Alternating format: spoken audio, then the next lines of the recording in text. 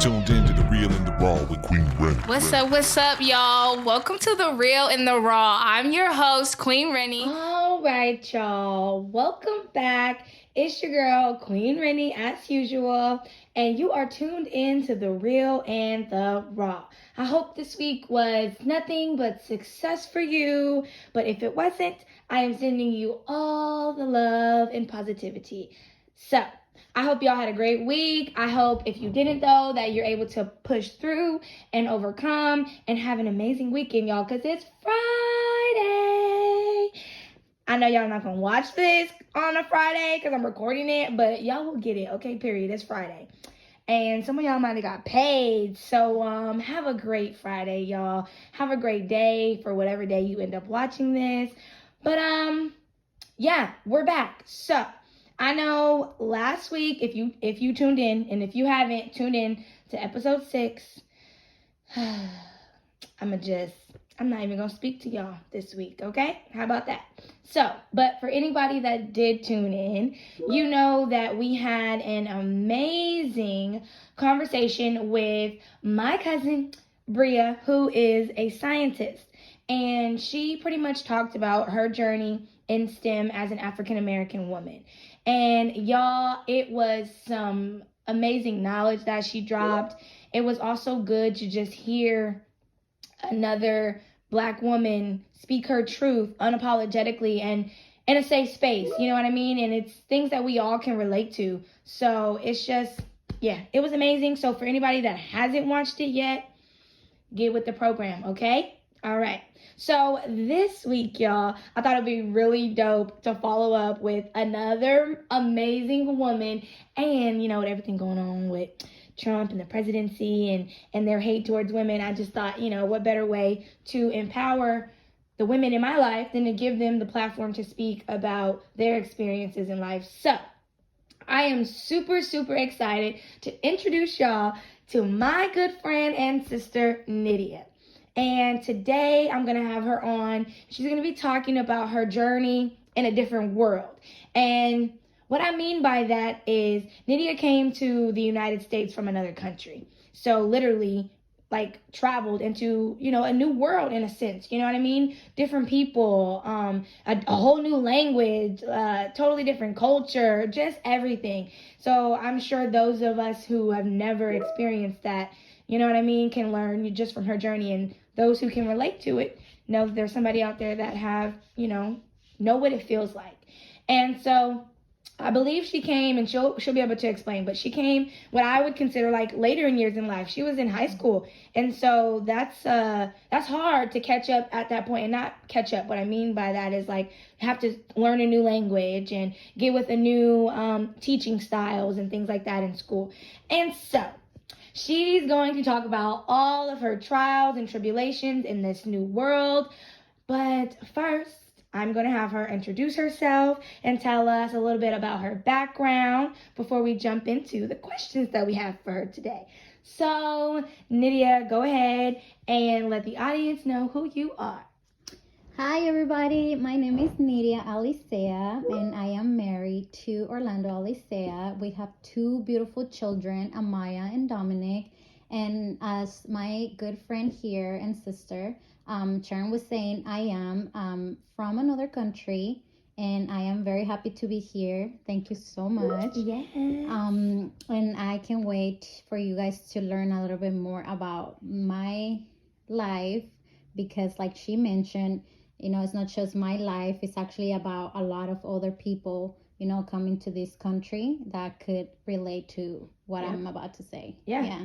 Literally. Mm-hmm. Yeah. And I think right now, especially, like I said, with what's going on in the world and the racial climate and the craziness with our presidents and just the hate that's been going around, I thought, why not open up the platform to those that we don't typically get to hear from, which are our Black women, our women of color in general, and even more so with the hate that's been, you know, prevalent with immigrants and even more directed at Mexicans. I'm going to have her on to speak about that. And I think it's all conversations that are hard, but conversations that we need to have that will hopefully help us to have a better respect and understanding of each other. So, Nydia, I'm going to ask you some questions in order to allow you a space to speak freely about your journey and hopefully inspire and connect with others who have or are still going through what you have been through. So, how's that sound? Perfect. Thank you. All right. So, here we go, y'all. I hope y'all got your water because it's about to get real. So, where are you from exactly? Like, what city in Mexico? And why did your family decide to move here? So my family is from this small town in Jalisco. It's called Tizapan El Alto. It's actually nearby big city, Guadalajara. It's right across this beautiful lagoon, like Chapala. It's such a beautiful town there as well. My family, well, my dad, because he was the first one to come to this country out of like my whole family. He decided to come out here because he wanted to provide, like a better future for my sister and I. So he came when he was very young as well.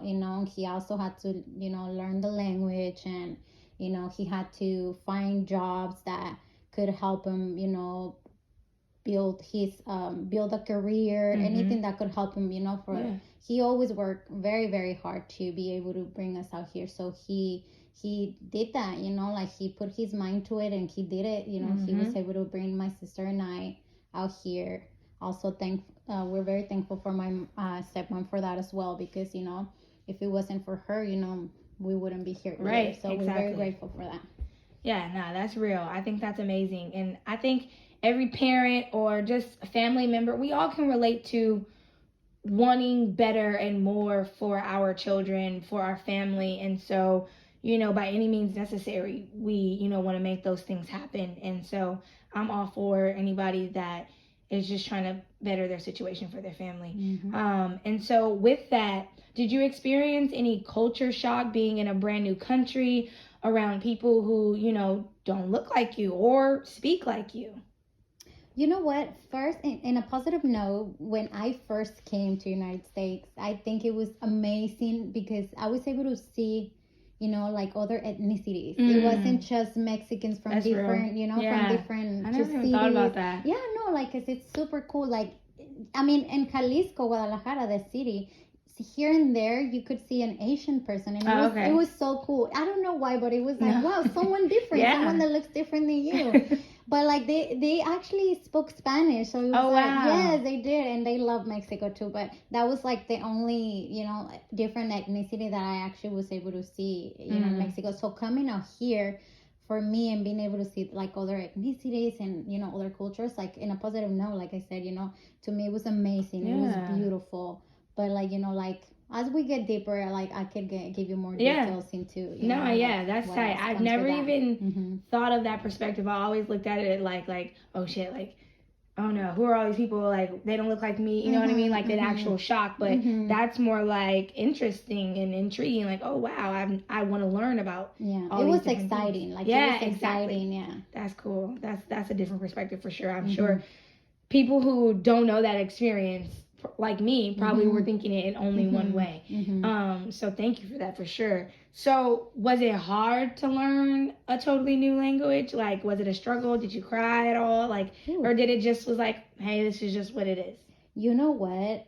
It was definitely very difficult because, I came here when, like you mentioned, when I was a freshman in high school. So when you're in high school, you're going there, with the idea that you're just gonna go learn, history. You're gonna go learn math. You're gonna go learn like all these different, subjects. Me, I had to come and learn English to be able to learn, all those classes and stuff. So it was very difficult, to learn. But my dad, like I said, he was very, supportive, and like he would be like, okay, you and your sister really, really need to learn their language. So the only way that you guys are gonna learn, it's like kind of like to force it, because we weren't going to school to learn English. Like we were going to, learn like everybody else, just learn. So we didn't took classes for English or anything. But like what my dad would always do is like, if you want to watch TV, it has to be in English. Like we weren't allowed to watch TV in Spanish. My favorite shows became like the worst for me because like I didn't understand it. I'm like, what's happening? So, but That's you know, crazy. yeah, it was very difficult. But I feel that the fact that my dad did that, you know, it kind of helped us and pushed us to learn the language more. You know, like we had to throw ourselves out there. You know, like we would go to restaurants and we had to order for ourselves. So it's like, Oh wow. yeah. So no, that's real. it was difficult, but hey, we got it. I'm still learning though. I'm no. still learning. No, that's real, and I think that's important to say is that you know what I mean. She's out of high school, in her 20s, is a mother, but is able to say like I'm still learning. I'm still, you know what I mean, trying to understand this new world, this new life, because no matter what, it's not. At your heart, your culture is your culture, and that's never going to change. And you know what I mean? So always that balancing act. And I can kind of relate to the idea of like watching the TV in a different language or going to a restaurant and ordering in a different language, because I love the Spanish language. And so I would do that. Like, no, I'm going to watch telenovelas and just be like, or the news and be like, okay, let me use the context clues to start to figure out what they're saying, and then now I like learn these words. So I can relate to that in a sense, but I think that's dope. That's really dope to be able to have your parents be like, nah, okay, we're gonna do this together. Yeah. Because your dad was older, he could easily be like, all right, well, y'all are gonna figure it out. You know what, my dad, that's how he learned, and that's what helped him. You know, so it's like, this is the way I learn, guys, and you know, I think this is the best way for you guys to learn too. So I was like, I'm all for it. Yeah, that's real. And if you like the language, I feel like that's what makes it easy. Like you said, that's true. If you enjoy it, then it's like it does help you a lot. Yeah, you that's know? true. And when it's interesting, like something you were like, okay, this is new, I want to learn it. So as opposed to like, why did you bring me here? I don't have nothing to do. Yeah. Especially as a teenager, that definitely could have been the case too. I didn't want to come. Let me tell you that. I didn't. So did you deal with any bullying at school or just in general? Because like maybe your accent or because you didn't understand the different culture? You know what? I did. And the craziest thing is that I actually experienced the bullying more from my culture. Oh, wow. Yes. And this is kind of, you know, it does kind of give you like a wow. Yeah. Real, like your culture. Yeah. But now that I'm grown, now that that I can speak both languages, now I can see why. Okay. Because I remember when I was, you know, younger, they would put, you know, kids that were, you know, Latino to help us translate. Oh, okay. But this is the thing. Back then, I was like, oh, they don't want to help us. They're just like, you know, because sometimes they would be like, oh, but I don't know how to say this. And I would think like, oh, that's so messed up. They just don't want to help me. But now, you know, that I'm older, I understand because, like, you know, these kids are Mexican because, you know, they're born in the United States by Mexican parents, you know. So their first language sometimes it's the Spanish because it's at home. But everything outside home, you know, it's English. So English is pretty much their language. Yeah. So it's like they're learning the Spanish at home. Yeah. And it's difficult because like me, you know, sometimes like it's difficult for me to speak English because it's not my first language. Yep. So now I see it. Now I understand why, you know, why it was difficult for them to help me and translate. Is because it's another language for them you too. know, and they probably truly didn't know how to say it. Yeah, exactly, and they didn't. But like, you know, back there the feeling was there. You know, I can't deny that it made me feel some type of way. You know, like it did make me, and it hurt more because, like I said, it was coming from my own people. You know. Yeah. And too, you know, and it's sad because a lot of Mexican Americans, so which are Mexicans that were born in this country, sometimes don't want to be connected to their culture because of how it's looked at over here. Exactly. So they don't want to speak Spanish. You know what I mean? Because they don't want to be connected to that, because there's a lot of, you know, racism, stereotypes, and negative connotations that come along with being a Mexican in America. And it's sad because parts of the country, especially if you live in California, were Mexico. And so it's sad that even on their real soil, their real territory, they can't feel, you know what I mean, safe. Yeah. Because I also remember that, you know, back then I remember having some of my friends, you know, telling me like, well, you know, like some of my friends that were Mexican and they didn't speak Spanish, and they would tell me, I would love to speak Spanish, but my parents they weren't allowed to Oh, wow. learn the language, so they couldn't teach us. Yeah. You know, and I think that is so messed up. Yeah. I was like, wow. Yeah, You know, that's it's like, crazy. yeah. So that's crazy. pretty sad.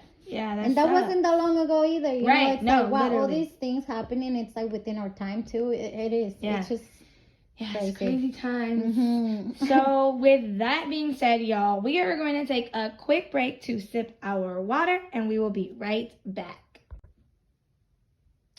All right, y'all, we are back, and we have some more questions for Nydia, y'all, because this is some good information that we need to have. Like, this is how we continue to build relationships and understandings and respect and love for different cultures, different people, and different backgrounds. So with that being said, what do you think is the biggest misconception people have about immigrants? Oh, that's a good one. You know what? I think this goes.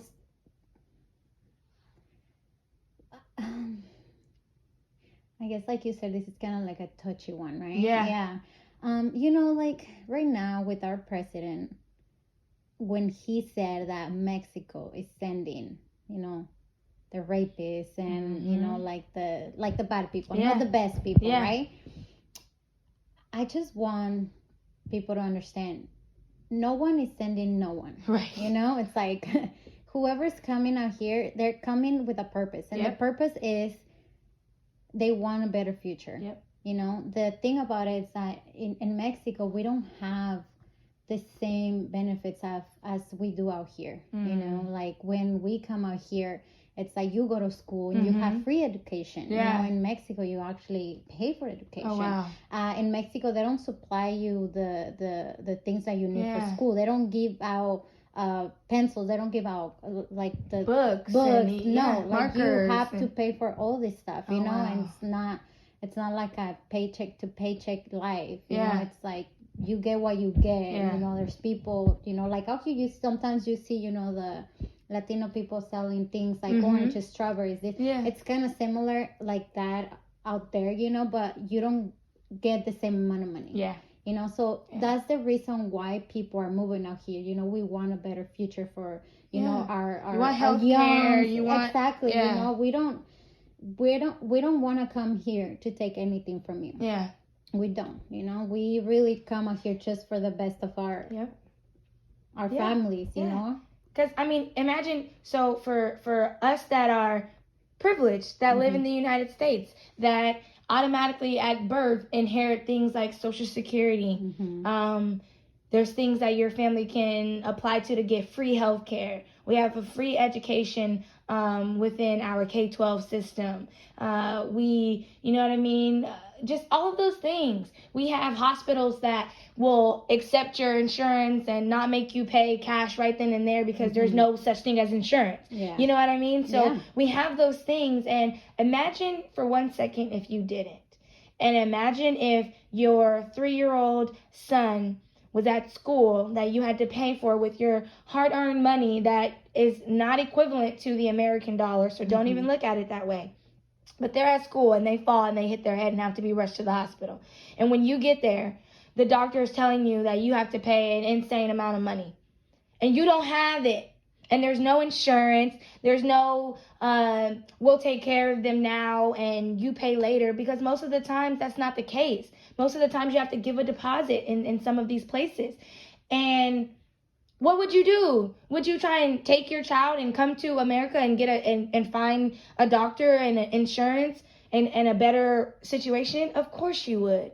So for anybody who thinks negatively of anybody who maybe comes over here illegally because they don't have the time, the money to afford a lawyer to do all the paperwork right then and there, but they're coming for their sick child. And anybody who cannot understand that, cannot sympathize or have empathy or compassion for somebody like that, you're selfish. And I'm not even going to hide the fact that you are selfish, privileged, and you need to take a hard look in the mirror at your character. Because had the roles been reversed, like I just said, you'd be crying and begging for somebody to help you. So I just want to put it in that perspective. Like, put yourselves in the shoes of somebody who has no choice. So I just wanted to say that. I'm not to say that is Nydia's story, but that is somebody's story. Like, literally, multiple people's stories. So, and I've been told, like, for example, like, well, why don't they come? Why don't they even try to, to get papers? So, like, it's like these people are not really, like, aware of how difficult it is. No, not at all. To get papers. It's not easy. It's not cheap. It takes it takes years. Yeah, I was saying it takes a long time. It happened to me. Like, it happened to me. Like, I was part of those people that had to wait. But like I said, I'll get into a little bit more details in a little bit more. For sure. It's hard, and people don't understand it because they've never had to struggle. So, what are some things, though, that you wish people understood about the Mexican culture or heritage that, people just don't understand? Maybe some of the, like, Dia de los Muertos. Maybe people doesn't understand that, or anything that you think people just don't understand.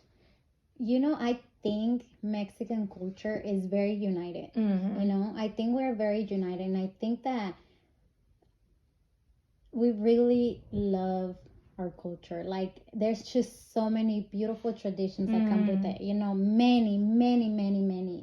And like you mentioned, Dia de los Muertos is actually a beautiful traditional event that we have, a holiday, and it's all about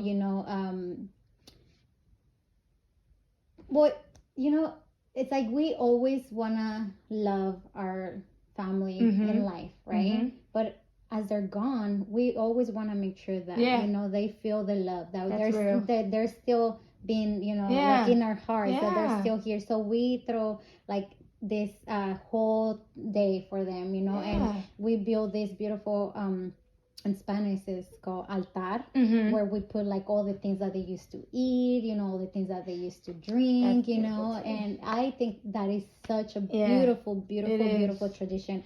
I mean, oh my goodness, like, one thing that I truly love about Mexico, it's like, and I missed a lot, and I really like how our people, bring that here too, because we're in a whole we're in like a whole different country, but somehow we still manage to continue our traditions wherever we are, and I think that is so beautiful, and I'm so grateful for that, because we bring a little bit of us out here, I love it, because like I said, I always felt like I was Mexican at heart, so I love it. You are. And you know what, I think for Black people, African Americans, however y'all want to say it, we can't relate to that, because our culture, our heritage was stolen from us. It was hidden from us. It was stripped from us.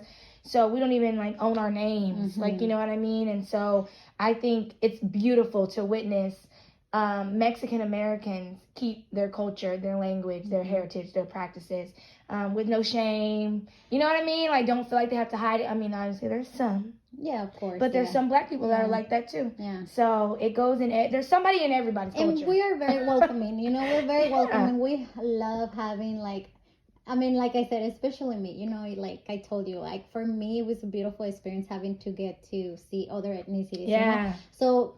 Being friends with you, being friends with like all the friends that we have. Yeah. We have such a variety, we do. And I just love it. Like when, let's say, for example, when not COVID right now, but like when I would throw a party, right? It would be so fun because everybody will enjoy my traditions, and nobody would be like, oh no, like, you know what I mean? Or why can't we have this food? Yeah. Like it's dope. And I think our friend circle is also like, you brought up a great example of kind of how this country should be working with each other, because we literally have Mexicans, we have Black, we have Middle Eastern, we have Asian, which is Middle Eastern for anybody that doesn't know.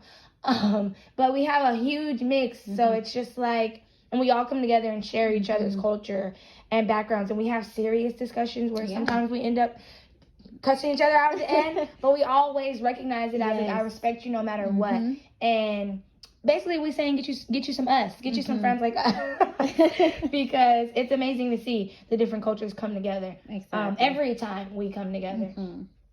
So that brings me to this next question of, do you feel any pride about living in the U.S., especially knowing how some people might judge your culture. And like I said, like we've been talking about with our presidency and the struggles there and racism in general. With all of that said, do you still hold on to like, you know what I mean, I'm proud to be in this country, or is it like I'm just here? No, I do believe that United States gave me what my dad came to look for, you know? That's real. So I am very grateful, and I am proud. My kids are, you know, Mexican American. Yeah. My husband is Puerto Rican American, you know, I mean, they're Americans, but I am very, very proud to be here, because if it wasn't for this country, you know, like, I probably wouldn't have the opportunities that I have now. And I think that I should be grateful for that and more, you know, like you said, you know, my health, for, you know, being able to have education, for my kids to be able to have an education, you know, for my husband to have a good job. Like, we actually, you know, we're about to close our deal in Mexico with our home. Yes. And that's obviously thanks to the good job that my husband has here, you know. So I am very, very proud. And I do, and I will always be proud, you know. I am Mexican, but I'm also American. You know? Yep. So I am both. That's real. And I can relate to that, especially being a Black woman in America, where we're hated for no reason, obviously, which you can relate to. And I still love, well, let me not say it in that type of way. I still appreciate the privileges and what I'm afforded in this country, no matter what, because that's just the blessing that God placed upon my life. It's not even about the racism and the people. Putting that aside, I still live a good life, and I'm thankful for that, because if I was anywhere else, that may not be the case. And so, you know, it is what it is. Like, and I like I said, I can relate to just feeling proud of a country that may not be proud to always have us here. Exactly. It's really, that's just the truth. It's our feeling. It's the truth. So I hope y'all are listening. I hope y'all are taking notes if you need to. But what I really hope the most, if you're tuning into this episode right now, what you're getting is some growth in your understanding and your appreciation of different cultures. And I hope that it builds some compassion within the way that you think about immigration, people that travel to this country illegally, legally, period. Just different cultures, different people, different perspectives, different mindsets. I hope you guys are understanding and having some growth in the area of compassion and love and respect for somebody that doesn't think like you, look like you, talk like you, or come from where you come from. So we're going to take another quick break because, man, okay, we doing all the talking, so we thirsty. We'll be right back. All right, we are back. I hope you had some time to sip your water or get a snack. We are actually about to finish up with Nydia. I was all up into this conversation, y'all, and it could really go on forever because her experience is her whole life. So I don't think that it would, like, the conversation can ever end. I'm down to have her back actually again because it's just an important conversation, y'all. So let's finish this up. What are your thoughts when you see what Trump is doing with families at the border? Whoa. Yeah, exactly. You know what? I think what he's doing right now, it has been happening before. Yep. But it's like right now, it's like more in the open. You know, it's like people are actually able to see this, and it's still not doing much about it. You know, because like I said before that I was gonna talk about. It was that my dad, you know, got into a very desperate moment where he just wanted us to be out here in the country already, you know. So my dad, yes, we did try to come out here illegally the first time that we tried to come to United States, and that actually happened to us. Like, my sister and I were separated as we were crossing the border. They obviously caught us, you know. We weren't able to cross, but they put us in a room that looked like jail, and we were kids, we were little, we were not, I believe I was like 10 years old and my sister was like 12. That's crazy. The people that we were crossing with, they put them, in a different type of jail. Then they put us in, me and my sister in one, and then the other lady in another one. And then eventually, like, I'm going to say this, and I'm very grateful for this guard, because this guard said, why are you guys doing this? Like, why are you guys coming here? And, two little girls saying, we want a better future. Yeah. This guy said, I'm not going to get your fingerprints. We didn't get fingerprints. Wow. He didn't put us in the system at all. My God. So this one person, out of everybody that treat us bad there, this one person touched his heart, and said, I'm going to give you guys the opportunity for you guys to do this the right way, So, so as soon as, they put us out of that cage, they just threw us to, like, this place where we didn't know where we were. What the heck? We were just with a bunch of kids. It was just a bunch of kids that parents didn't know where they were. My dad was going crazy trying to figure it out where we were. We didn't know where we were. Oh, my gosh. I still don't even know where we were. Right. I honestly don't know. So I don't know what my dad did, but he looked everywhere. He looked everywhere in the United States. He looked everywhere in Mexico. And I just remember them transferring us to a bunch of different places, until they finally threw us to Mexico. And to in Mexico it's called DIF. I don't remember what it stands for. But I think it's like a place that helps, like people that need it's like the week type of thing, Yeah. So they also, it's like a shelter. Okay. Shelter, no, perfect. Yeah, it's like so they put us there. So my dad was actually finally able to find us there. Oh my God. But we were like just bouncing. How long do you know? Remember how I long believe, this was like, wow, we were lucky because we did that. They did that to us, I believe, for like 3 days. We were doing that for 3 days. And then they finally just said, like, Mexico's problem, So they threw us out there. And were you with your sister the whole time? No, all the time. They would separate us, and then we would get united again. But yeah, it was like a whole, and like for being so young and having to experience that's traumatizing. It was, and I don't put this like against like my dad, like what would you put us through, because I know my dad was trying to do the best, like he wanted us to just to be out here already. Oh, man. But like I say, we're very grateful, for my stepmom that like she and her and my dad obviously got married, and she was able to get us papers and stuff. So then after 3 years, like they put the process and everything, so we were able to like finally so that's why when you were a freshman I came here. That makes sense. Damn, so that's like a 3 to 4 year Sheesh. And was, she had to I'm gonna ask, so can you explain how becoming a citizen works? Because I feel like a lot of people, don't understand how hard it is and expensive it is. So, like, with that being said, did she have to adopt you guys? Yes. Okay, definitely. So she had to adopt you, and then what happened? So she had to go through the adoption process, and first of all, we have a mom, right? Right. And my mom in Mexico. She's amazing, by the way. Yes. I've never got to meet her in person, but we talk on FaceTime when we can. When I'm with Nydia, her mom is the best. Yes. Really. She, obviously, she obviously wanted, the best for us as well, but you can't just be like, oh, here, I'll give you my kids, you know, you can have them. So it was a long process as well, because the fact that my mom was undecisive on like, and did she get to meet her before? I don't think they met before.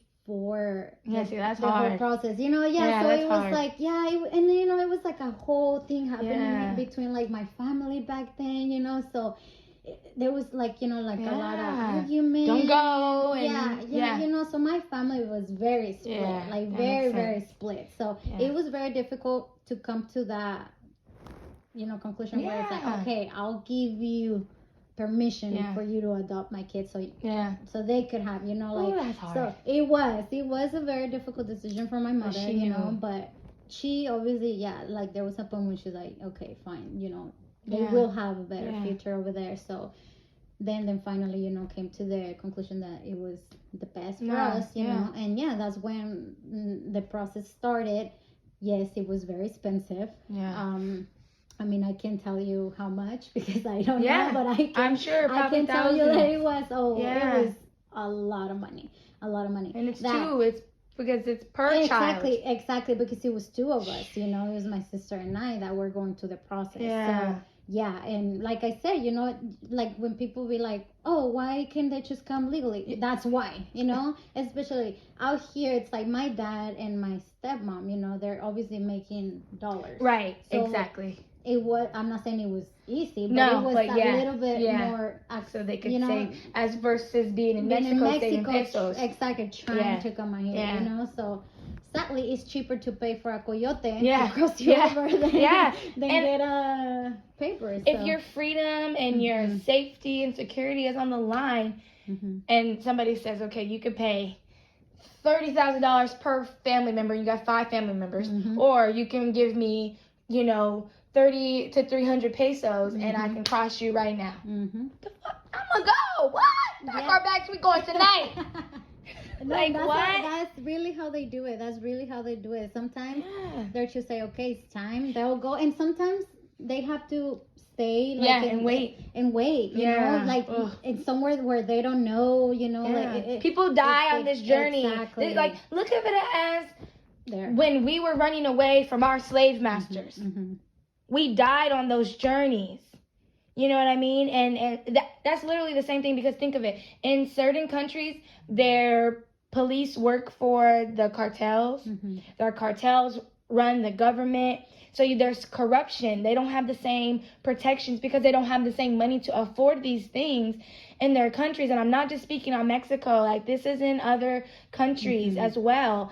And so when, the cartel is telling you, okay, and this happens in America too. Mhm. Oh yeah, you own your ice cream shop, but you got to pay me every month to keep your ice cream shop open. Exactly. You can't go tell the police. You can't go tell the government. What they gonna do? They're working for the same people. Mhm. So you have no choice but to feel like you have to leave Mhm. because you could die. And then the cartel comes and they try to say, okay, I want your son. Your son's going to work for me. I want to That's marry really your how it daughter is. That is really and how have it your is. daughter make runs for me. Mhm. And then when you say no, you're going to, unfortunately, get killed. Mhm. So you have to protect It's a your choice. family. It's kind of sad because it's a choice. It's like, do I stay here and die or do I Yeah. cross and die? Yeah, exactly. You know? Say that again. Dude, it's like, this is what I wanted to say actually. You are making the choice, either die in your country or die And, for freedom. yeah. Pretty much. you Yeah. know? That's true. Like, you are not just saying, oh, let me just cross the border because I'm gonna go make the dollars. Like, you know that as the moment that you made the decision that you're gonna try and cross it, to the other side of the border, you have a big chance of dying, Yeah. of not making it. Yeah. And if you're willing to face that, Mhm. it tells you Mhm. just how bad Mhm. what you're running away from is. Exactly. And I'm telling you, people don't understand that. Mhm. And it's and just keeping it real and raw, white people most definitely don't understand that. Because yes, y'all fled from some of y'all countries, but let's not pretend like it was as systemic as some of the reasons why some people are leaving. And let's not pretend like it wasn't for you to be able to take advantage of those places you're running to and colonize and rape, kill, and destroy there so that you could feel like you conquered something. So we have to put ourselves in somebody else's perspective, because even as African Americans, we can relate to the idea of dying for our freedom. But in our home country, before we got taken and before let's not even say it, because we were here before the slave trade, before we decided to venture out on our own and find other places, we were happy, healthy, thriving in our countries. So we were kings and queens, and so were these other countries before they got colonized. Y'all don't forget, Mexico was colonized too. So learn your history and then learn somebody else's history, okay? That's the lesson here, quite honestly. Learn yours and then learn somebody else's. And don't just learn the good parts about yours. Learn the bad parts too. And don't just learn the bad parts about somebody else's. Learn the good parts too. If that ain't a word, then I don't know. Y'all need to go to church, okay? Word. It's just the truth, man. Okay, so with all of this being said, is there anything else you want people to know and understand and hear and respect? Honestly, I think you said it. I think the last part that you said, it's definitely like, it just summarizes this whole thing. Yeah. You know, it's like, if we're gonna learn, we have to learn both sides. You can just learn the good and the bad, or the bad of one of the other, person, and then the good of your own. No, you gotta learn good and bad from both sides. That way you can understand. And put yourself in other people's shoes. Yeah, because I mean, how can we ever come to a world where we're all living, working together, and loving each other if we don't know the pain behind somebody else's journey that may have been inflicted by something you benefit from? If you don't know that, then you don't know why they're reacting a certain way to you. So now you can never build that bridge, and vice versa. If you don't know what that person went through to get to where they are, then you don't know why they do some of the things that they do and why they think the way they think. But if you can learn somebody's history, the good and the bad, then you can go, okay, makes sense, right? You're doing that because that's all that you know. I can't even be mad at you, bruh. Let me enlighten you. And then what you do with that new information is on you. But if I don't know that, then I can never be like, then I'm going to be like, oh, you're a terrible person or something like that, depending on the experience I had with you. Like what I said earlier, like about me now understanding why it was hard for, people to help me translate. Yeah. Now I understand because I put myself in their shoes now, That's real. Yeah. Man, that's real, and I don't know how else to keep it even more real, raw, and 100% honest, and allowing a safe space. Because if we're just being honest, has anybody ever asked you anything about your journey? Like any American, anybody? No, actually, ever been like, what has it been like for you? This is actually the first time, Yeah. and that's why I'm very happy to be here. Exactly. Because, nobody's ever even taken the time, and I'm her friend, y'all, and I just one day was like, what the heck am I doing? Like, why haven't I asked these questions? Like, we've had small conversations about it, but I never knew that y'all were in basically a camp. I never knew that. Yeah. So it's like nobody's ever even given her the space to tell her story, to speak. And that happens so much to women and even more brown and black women. Exactly. And nobody ever says, what has it been like for y'all? You know what I mean? What are your struggles? What are your needs? None of that. You know what I mean? And so just how huge that is to just be able to share your story after experiencing it for over 25 years. Like, you know what I mean? And nobody, y'all, if y'all don't listen to any other podcast, and I know I say this on almost every single one, but I'm not even kidding you, this can change somebody's life. Yeah, definitely. This can take that little kid that just got here and let them know that they can become something amazing in this country. That somebody does love them, somebody does understand and relate to them. And even if they don't relate to them, they can understand and have a better sense of respect and compassion for them. And I want to mention, Nydia's not only is Nydia amazing, she's an amazing friend, sister, mother, like the best mother that I know, honestly. And so super smart, super talented, like she knows how to do everything, okay? And I know that maybe the Mexican stereotype is like they know how to do everything, but it's true, okay? She knows how to do everything. I take that as a compliment. Yes, that's how dope. See, that's what y'all be missing. That's how dope Mexican people are in their culture. Like, they're well versed. They take the time to learn, because they just understand, okay? The hard work and ethic of things. And that's what gets me to her sister also. Exactly. And I'm not going to say her name because, like I said, it's her business, her privacy, but her journey. I've always been inspired by her sister's story. Like she said, went from traveling, trying to get here, went into camps, had to go back, and then got adopted by, an amazing stepmom and her father that brought them here, went through the language barrier, went through stereotypes and racism, went through, just the hard times of learning, and being a teen, graduated high school, got her bachelor's degree, y'all, and went and interned at NASA. Hell yeah. Do y'all hear me? If that is not the ultimate American dream success story. Exactly. NASA. some of y'all been living in this country all y'all damn lives and ain't ever had a chance at even being recognized by NASA. She worked for them. Like, worked for them. And, like, I'm sure they still, like, she's amazing, y'all. She's an engineer, right? Yeah, like, she is a, like, what? Y'all, she's so dope. Like, I'm going to have her on one day. Yeah, I'm going to have her on one day because y'all have to hear her story. And she's so humble and, like, quiet and, like, reserved. You would never probably guess, like, the things that she's accomplished in her life. And she's a mother, a wife as well. Literally went through her whole undergraduate college career with her son at her side, like, and her niece and nephew. Like, they all are getting to see the amazing journey, and she's laying an amazing foundation for everybody. And y'all have to hear her story next. So stay tuned. So this is just an amazing family altogether. Nydia's younger siblings are super smart as well, and amazing people. So yeah, y'all just have to keep tuning in, okay? Because it's some more fire coming from them. But Nydia, I want to thank you for coming on and sharing your experience, firsthand knowledge with us.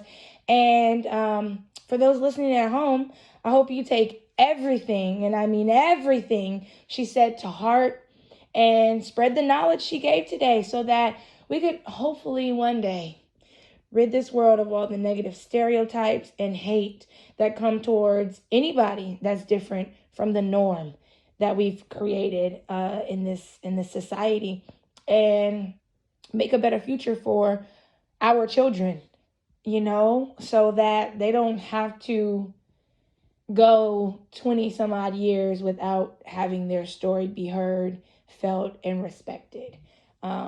So I just want y'all to know that. I want y'all to hear that and respect that. And Nydia, before you go, is there anything else you want to say? I will, if she wants y'all, I will put her social media information on here so y'all can follow her. Stay tuned with her and just her. She's also started a business. So you know what I mean. Go and make your purchase and all that. So is there anything else you want to say before you head out? Well, I just want to say thank you for having me, and like you say, sharing my story that I've been keeping. Right? Because it's a good one. Yeah, I honestly... You need to write a book.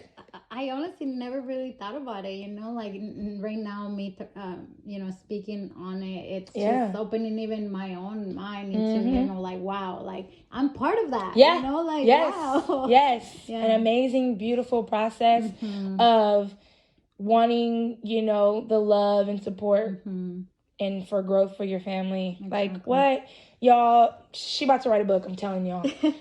Or a movie, like, for real. So I just want to say, y'all, that was amazingly good. I think it's very important, like I said, very important information for everyone to hear, especially with what's going on in this country right now. So I hope y'all enjoyed this conversation as much as I did, as much as we did. I hope each of you learned something from it, because, like I said, I did, and we've been friends for 10 years now? Yeah. Wow. So, so with all of that being said, let's wrap this episode up with a positive vibe like we always do. In the words of the late, great Sean E. Washington II and my big brother, who I miss so dearly and love, close your eyes. Take a deep breath and reflect. It'll be all right. Most of the time, things work out fine when we just relax our minds. Sending peace and love, Queen Renny out.